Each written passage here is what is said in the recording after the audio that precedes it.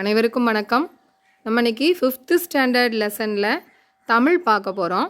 தமிழில் second lesson நீதியை நிலைநாட்டிய சிலம்பு அப்படிங்கிற லெசனை நம்ம இன்னைக்கு பார்க்க போகிறோம்.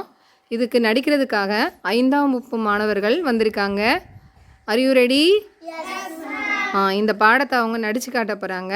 நம்மளும் பார்த்து ரசிக்கலாம். ஸ்டார்ட். நான் அரசனை பார்க்க வேண்டும். மன்னரிடம் கேட்டு வருகிறேன். அரசே அரசே, நம் அரண்மனை வாயில் முன்னால் அழுத கண்களோடு தலைவரி கோலத்தோடு ஒரு பெண் வந்து நிற்கிறாள். அப்படியா? அந்த பெண்ணுக்கு என்ன துயரமோ தெரியவில்லையே. கேட்டேன் மன்னவா, அதைப்படிதான் அவளும் கூற வேண்டும் என்று சொல்லி அவள் உங்களிடம் நீதி கேட்டு வந்திருப்பதாக தெரிகிறது. சரி, அந்த பெண்ணை உள்ளே அனுப்பு. இல்ல ஓடி போன்ற பெண்ணே, நீ யார்? அழுத கண்களோடு வந்த உனக்கு என்ன வேண்டும்?